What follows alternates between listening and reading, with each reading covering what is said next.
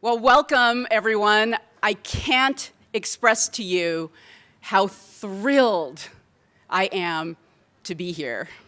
How thrilled I am that we're about to start our academic year, and how thrilled I am to be at my first fall conference. Now, as most of you know, or as all of you know, actually, as I'm standing here today, this is my first year as president at this remarkable institution, and I'm so happy about that, but I'm not the only new person.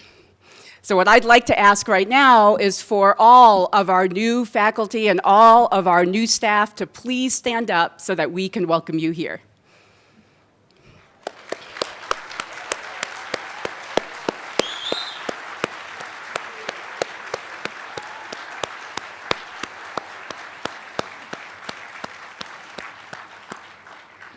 And so for all of you who are new here, we will be learning together, and I look forward to that.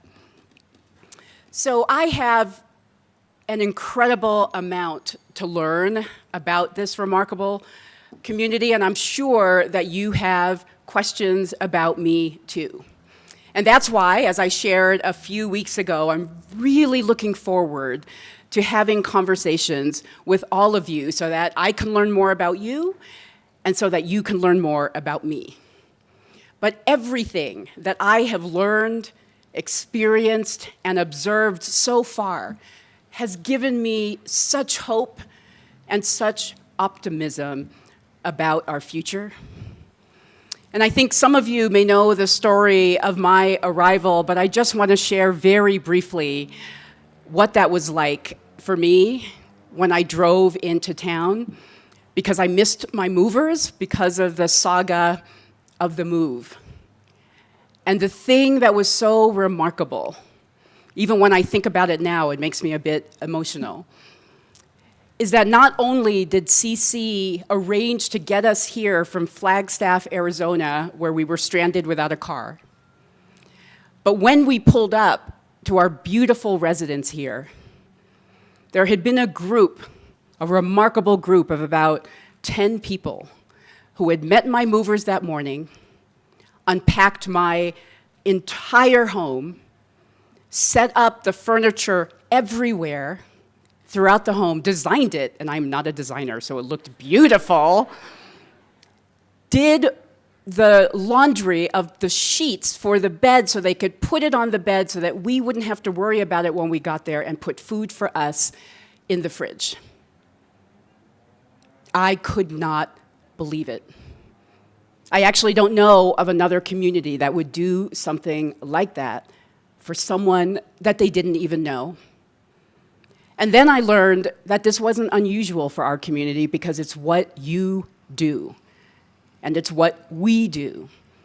And it's why, once again, I am filled with such incredible optimism and hope for everything that we will accomplish here together.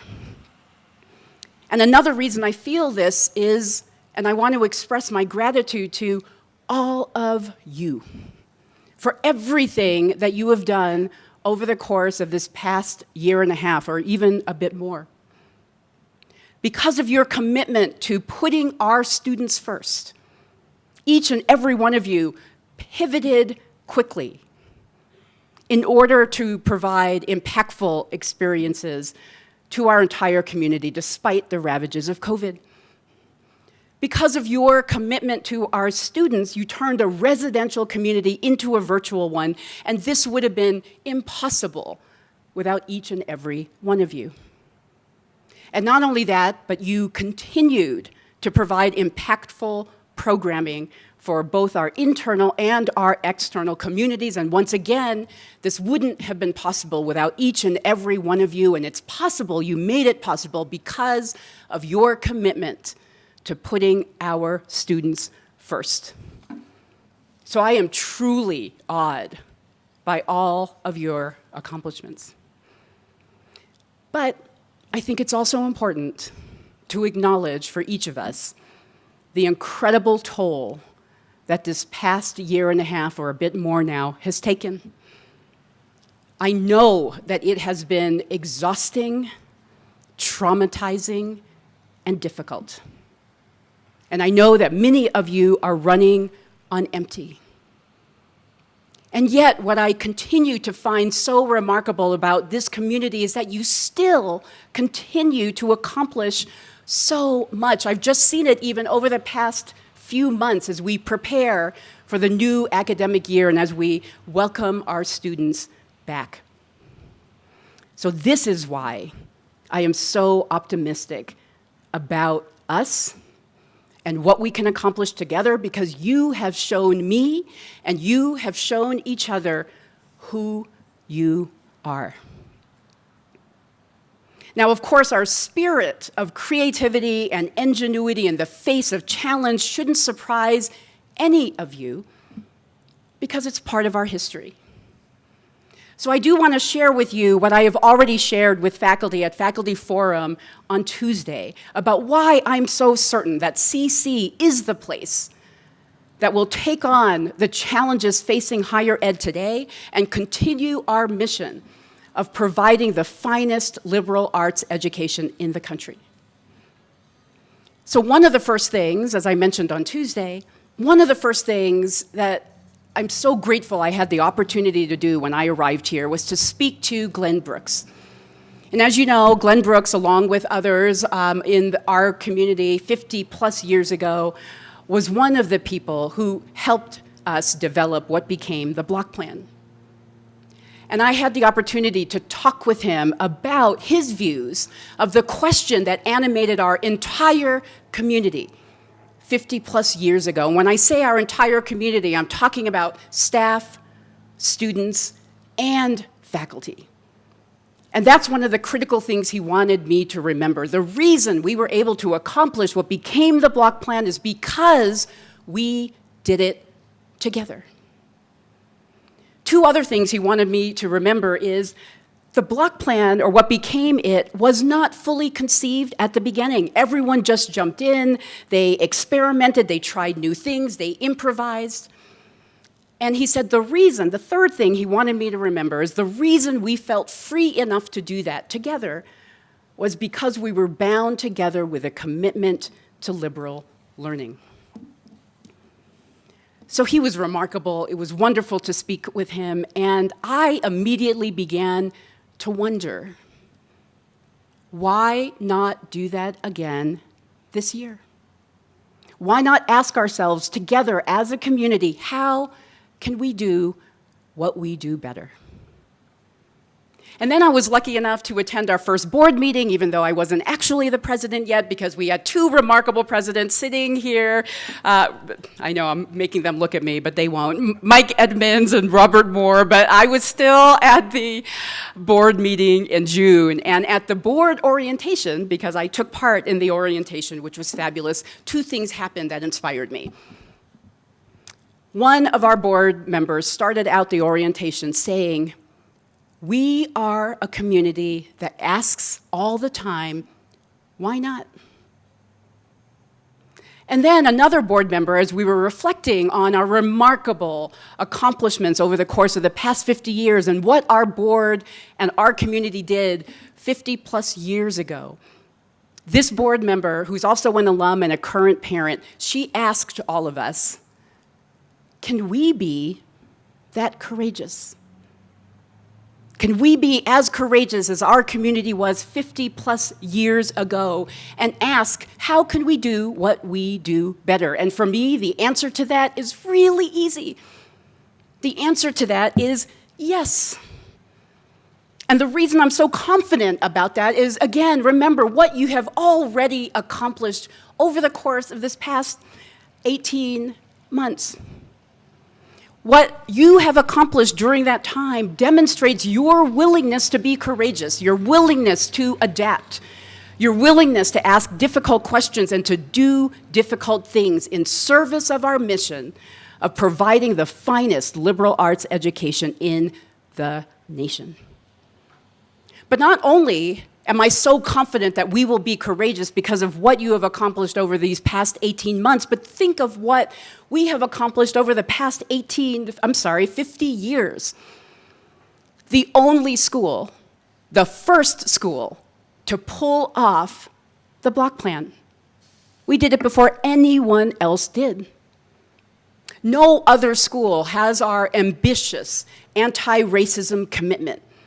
Other schools, when they do something like that, it's often empty promises. No other school in the Rocky Mountain region achieved carbon neutrality before we did. We are the 8th institution in North America to do so. That is remarkable. Think of the things that we have accomplished, and the only reason we have been able to accomplish all of that, the only reason we can do what other people think is impossible is because we do it together. So why not spend this year together asking, how can we do what we do better? Now, since I've arrived, and many of you in this room have asked me this question, many of you have asked me, so Song, I'm so excited to hear about your vision. And every time someone asks me that question, my answer to that is always the same. It is not my vision. It is our vision. And so this year, I want to ask all of us to dare to dream together, to dare to hope, to dare to imagine, how can we do what we do better? Because our mission to provide the finest liberal arts education in the nation requires us to ask that question because, I think as all of you know, the liberal arts and higher education are facing threats to our very existence. Change is coming whether we want it or not, and we do not have the luxury of moving slowly or remaining the same. But that's not our culture anyway, because we thrive on intensity. I'm beginning to see it now as we all get ready to start the first block, and I can't wait to see what that is actually like. So we thrive on intensity, we thrive on ingenuity, we thrive in difficult situations like this. So why not spend this year asking questions such as, how can we each contribute to providing the finest liberal arts education in the country, which is our mission? Why not ask how we can increase access to higher ed, especially because by the year 2023, BIPOC will be the majority of high school graduates? Why not ask, how can we better communicate with each other in service of our mission? Why not ask how we can attract, support, and retain our remarkable staff and our incredible teacher scholars? And why not ask how we can answer the question of how to repair the cracks that we have inherited in our society, as one of our board members so powerfully put it when talking about anti-racism? So in other words, why not together come together and ask this year, how can we do what we do better? Because I believe our future depends on it. I believe that no other institution in the country can answer these questions better than we can. And I believe that we must do it together, involving faculty, staff, and students, just as we did so effectively 50 years ago. And that, to me, is the most important thing. We must do it together because each and every one of us in our remarkable community has a critical and indispensable role to play to contribute to our mission. We can't achieve our mission without our incredible staff. We can't achieve our mission without our incredible faculty. We can't do this without our students. We need our entire community to continue to provide the finest liberal arts education in the country. So this year, I hope that all of you, whether faculty, staff, or student, feel empowered to speak. Feel empowered to share your ideas and your thoughts, to ask questions, and to contribute to our mission, because we need all of us to accomplish remarkable things. Now, I'm not saying that this will be easy. It'll require us to have courage, to have the courage to have tough conversations and disagreements. And I'm not talking about behind closed doors. I'm talking about out in the open with each other. That takes courage. It'll require us to have courage to get comfortable with being uncomfortable. And it'll take courage, it'll require us not only to speak our minds, but also, and I think this is far more difficult, to listen to each other. And not just to listen as you start thinking about what it is that you want to say in response, but actually having the courage to really listen, understand, and think about what we feel. And we feel differently about a lot of things, but it will take us courage to have those necessary conversations in order for us to answer the question, how can we do what we do better? So it will not be easy, but CC has never chosen the easy thing. So I'm looking forward to our journey together. Thank you so much for welcoming me into this remarkable community. I feel so fortunate and so honored to be the president of Colorado College. My own history motivates me to create environments where students, staff, and faculty view themselves as equally important, because you are. And where faculty, staff, and students are in an environment where they feel, where you feel that you can thrive. Where everyone knows really deep down that you are critical and have an important contribution to make to our grand mission, where all of you see yourself as a part of it. And I hope, and my history requires me to hope this, that you will be willing to fail. Because as I said last week, or earlier this week at Faculty Forum, I promise you, I will fail often. No one likes to fail, right? But if you are not failing and then learning from it and then picking yourself up, dusting yourself off and learning from it and trying again, when we don't fail, we are not trying hard enough. So I'm not blind to the obstacles and the challenges that we will face, but as one of our own alums told me earlier these past few months, what he said is, there are no bad days, only days where we can learn from our experiences. So this year, let's dare to dream big. Let's dare to hope. Let's dare to imagine how we can do what we do better. Let's be that community that is courageous enough to do these things. And if we do these things, then we can imagine that 50 years later, when there is a new crop of faculty, staff, and students, and a board, when that new board asks the question that we were asked this past June, when they reflect on everything that we will be able to accomplish together, they will look back at what we have accomplished and they will ask themselves, can we be that courageous? And I have no doubt that the answer to that question about what we will accomplish together is yes. So thank you once again for welcoming me to our community. I am so thrilled to be here. It's wonderful to see all of you. And now, because I am so grateful to the leadership of co-presidents Mike Edmonds and Robert Moore, I would like to invite them to the stage.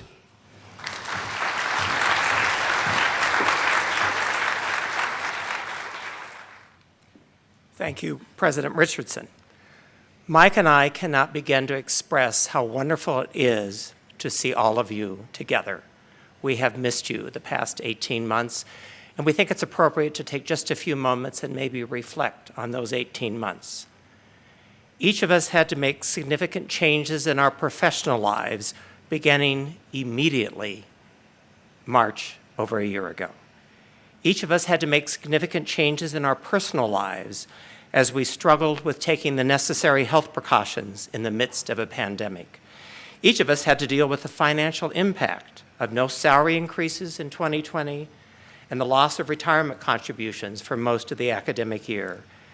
And each of us had to deal with all of the stress in our lives caused by all of these changes. Despite all of this, during the 2021 academic year, faculty taught classes in a new and different format, and students participated and learned.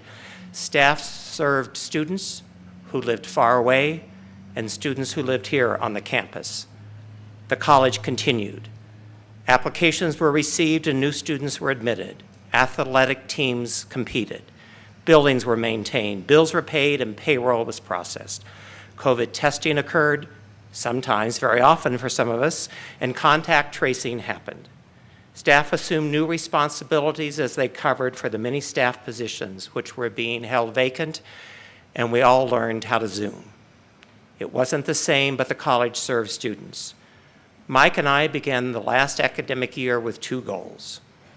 One was to enable the college to continue to educate and serve students, and the other was to not furlough or terminate employees despite whatever financial challenges occurred. Working together, we all accomplished both of those goals. Our combined revenue was down 11%. Just so you understand that, it was down $17 million. We refinanced debt, delayed purchases, spent down reserves, and impacted each of you through compensation reductions. But no one was furloughed. We ended the financial year with a small, net, positive financial situation, and we celebrated with two wonderful and somewhat wet commencements. And now we start a new year. We're still dealing with COVID, but we've heard from most of you, and we have a combined faculty and staff vaccination rate of 90%. While we want to celebrate that, I also want to remind there's 5.5% of you we have not heard from. We need to hear from you. Please tell us. Please. We're also starting on a strong financial footing.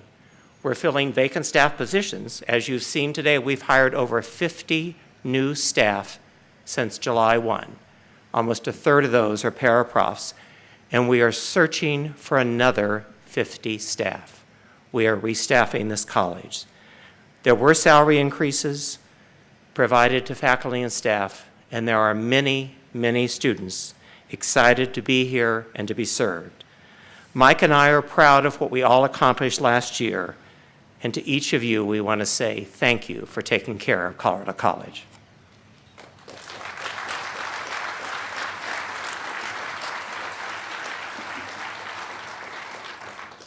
Thanks, Robert. I want to add my thanks, and I'll be brief, is simply to say I appreciate each and every one of you.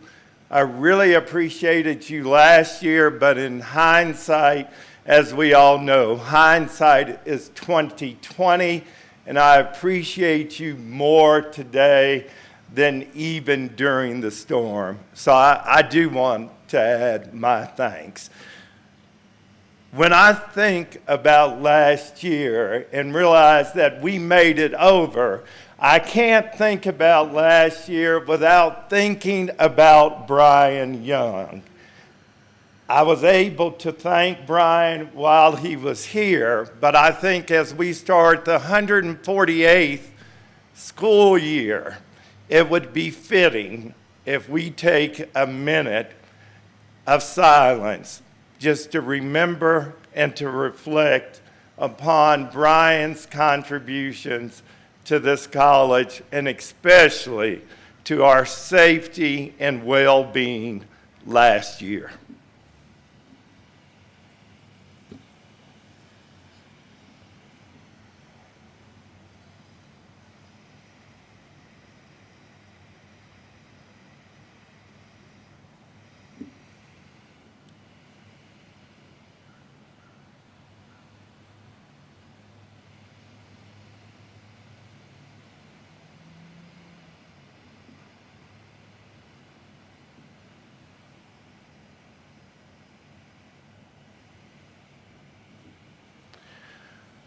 Brian would be a little bit uncomfortable with that much attention, but it is clear that he certainly deserves it.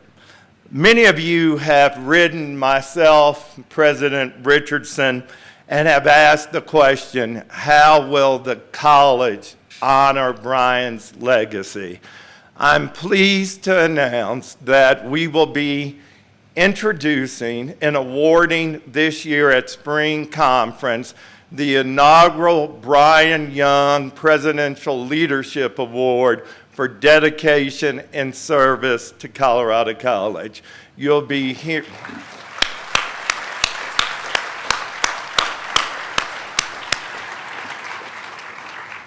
You'll be hearing more about that, and many of you know we have 3 now, and Brian and/or Brian's team have won those multiple years. So there's no better way to honor Brian than to recognize the importance of service and dedication.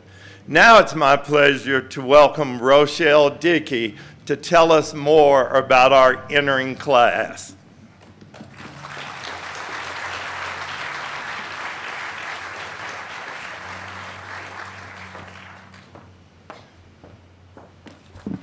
Good morning, and thank you, President Richardson and Senior Vice President Moore, Senior Vice President Edmonds, and Chief of Staff. My task this morning is to give you a taste of what to expect this year, including a quick look at our incoming class. But first, I also want to take a moment to acknowledge some great achievements and community efforts.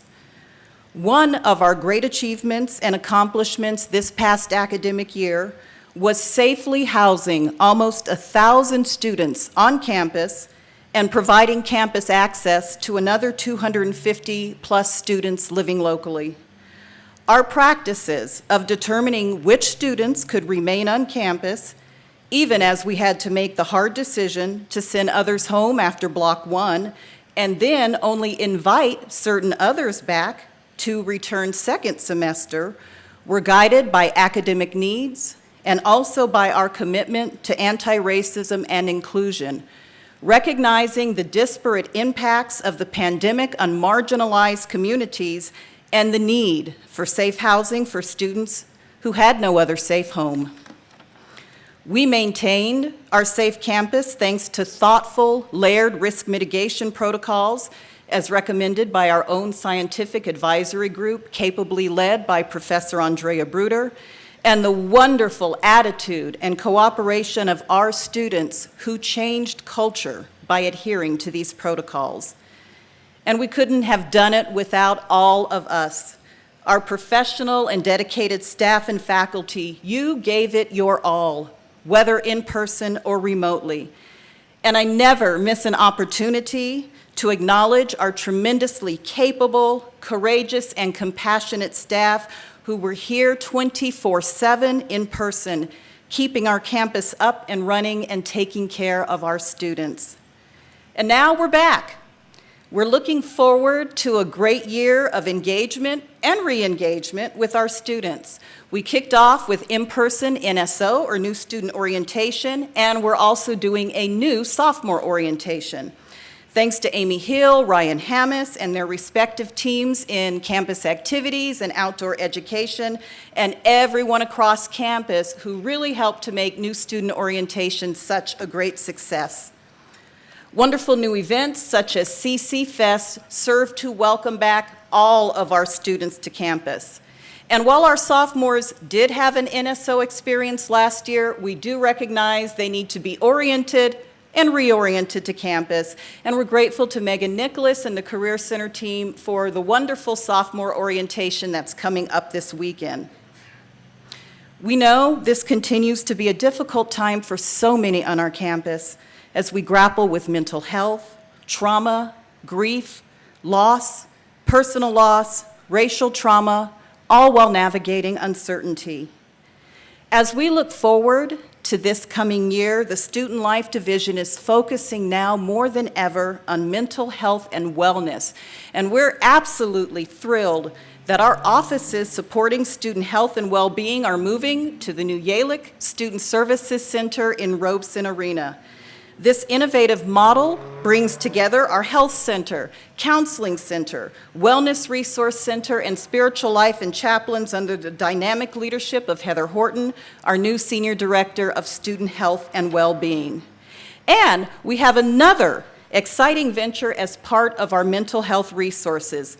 We're entering into a historic partnership with Children's Hospital of Colorado and Optum to pilot a unique program to train students to coach each other on strategies for resiliency. With approval from the Scientific Advisory Group, we're back to our full capacity in on-campus housing. Our students want to be here with us in our residential living and learning community, and that's great news. This includes a higher number than usual of seniors who actually want to live on campus. I want to thank Edwin Toshio Hamada, Maggie Santos, Kathy Buckley, and their incredible teams in the residential experience, COVID response, and campus safety for their never-ceasing hard work in safely housing our students and building a safe community. Something else on the horizon. You probably saw Tuesday's announcement that Heidi Lewis, Director and Associate Professor of Feminist and Gender Studies and inaugural Coordinator of Early Career Faculty Development, has graciously accepted the appointment as Chair of the Campus Safety Oversight Committee, which will review practices regarding the safety of our campus and policing. Now, this is critically important work as we continue to navigate the national landscape of race and policing models and the impacts on our community, particularly BIPOC members of our community. With great challenges come great opportunities, and we're seizing those opportunities. As President Richardson said, we're looking for ways to do what we do even better. We're so excited to see our students, to hear their stories, and to provide enhanced support and resources. So, I mentioned new student orientation, and I know you're wondering, who are our new students? In wrapping up, I'd like to share the following from my colleague Mark Hatch, Vice President for Enrollment, on this year's incoming class. This class is both talented and diverse, and is larger than previous entering classes. In spite of recruitment challenges with COVID-19, the college received a record number of first-year applications with nearly 11,000 students submitting an application for admission to Colorado College. 622 first-year fall starts arrived last week, and they were joined by 27 transfer students. 108 of the first-year students matriculated after taking a full gap year. So that's nearly double the usual number who choose to take time off between high school and college. These students are coming to us from 43 states, the District of Columbia, and 15 foreign countries. 19% hail from Colorado, an increase over previous years and a result of our Colorado Pledge initiative. And 10 are Betcher Scholars. 25% identify as students of color, 7% are international students. 15.8% are Pell Grant eligible, and we're very proud of increasing the number and percentage who are from lower income families. And finally, 94% of this class learned either completely virtually / remote or some version of hybrid learning during their senior year in high school. We're delighted to welcome these students to the college as we move to an immersive and dynamic in-person experience. And it's important to note that the current senior class at CC is the only class on campus who have experienced a full 8-block year in residence. We know that our students could have chosen to be at a number of other exceptional institutions, but they chose us, and we're so glad they did. They come to us with high hopes and expectations, and while we know that there's a new normal for so many who continue to cope with loss, we all want this to be a year of renewed hope and a return to the community that we all love. Please join me in welcoming and supporting our new class and all returning students as we look forward to a year of engagement and reconnecting and seeing how we do what we do even better. And now it's my pleasure to welcome back Senior VP and Chief of Staff Mike Edmonds. Thank you.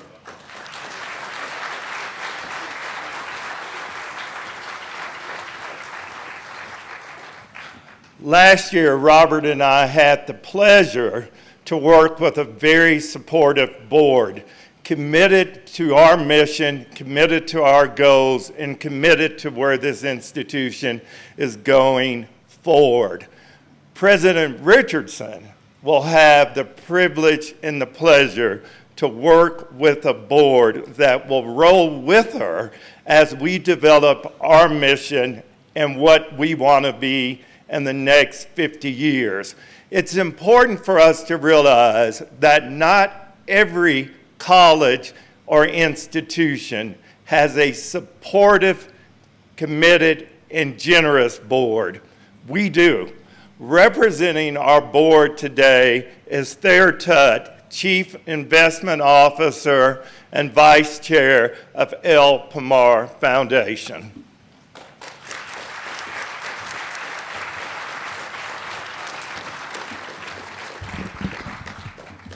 Mike, thank you very much, and I'm honored to be here as we start the 148th academic year. I, too, will make my brief comments around the sense of community that Song Richardson mentioned at the beginning of hers.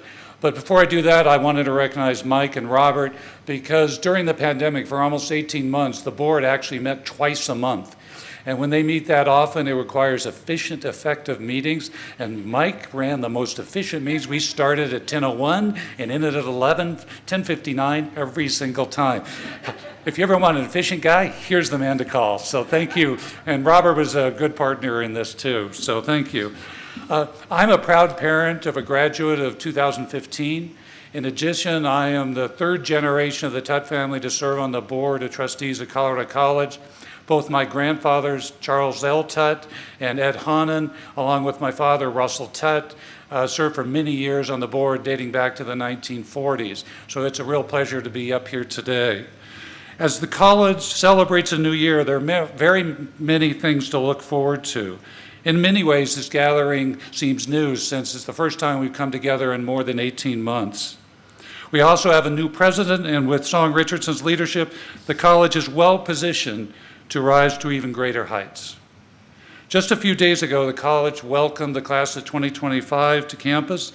Not only do we have new students, but we have many new talented pre-tenured faculty, as well as we learned 50 new staff members and 50 more to hire.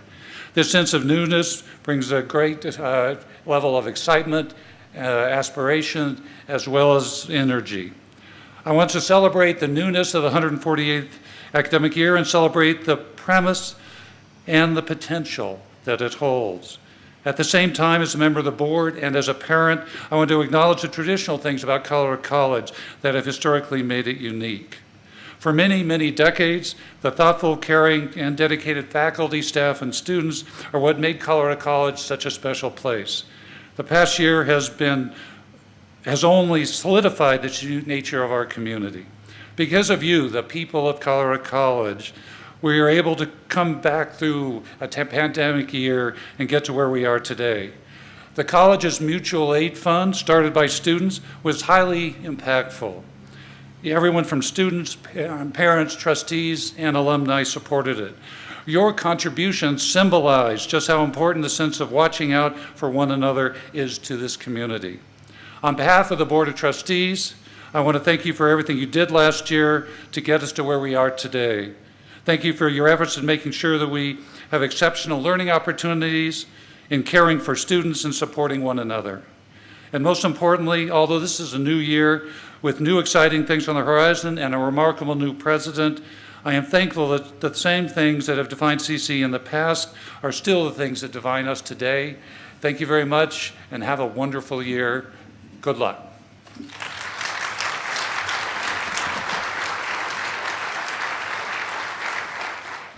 First, I want to thank Thayer Tutt. Thank you so much for being here with us this morning, and I'm very much looking forward to our remarkable board and working with all of them over the course of the next foreseeable future, I will say.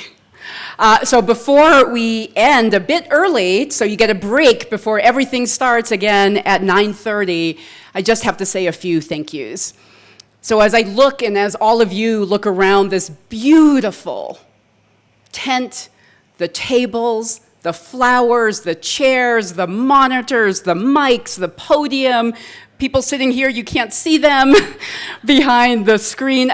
Could we just give a hand to every single person who brought us together to make this event today under this beautiful, every time I look at this tent, I can't imagine how you even put something like that up, right? Could we just give a hand to everyone who made this happen?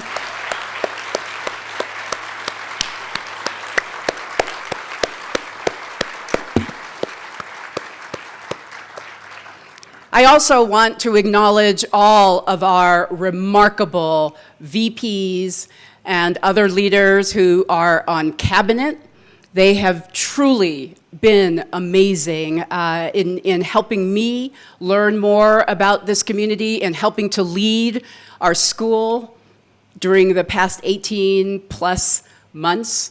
And also, again, our co-presidents, Robert Moore and Mike Edmonds, because we would not be here today without that remarkable leadership. So can we give them a hand?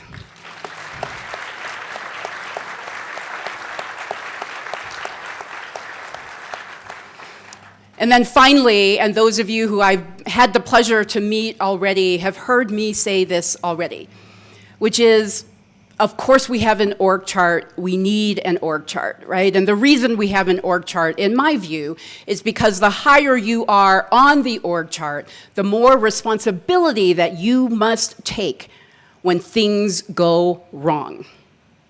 That is, for me, why an org chart exists, right? To make the difficult decisions, to take responsibility when things don't go well, to learn from those mistakes. That's what I think of when I think of the org chart. And I say that because every single one of you in this room are leaders. And I hope you know that. I hope you appreciate that, because you are.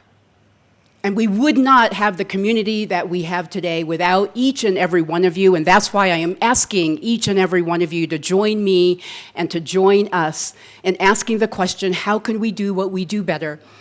And so before I step down, I just want to give a big hand, and all of you give a big hand to each other, because we could not have this remarkable community without you.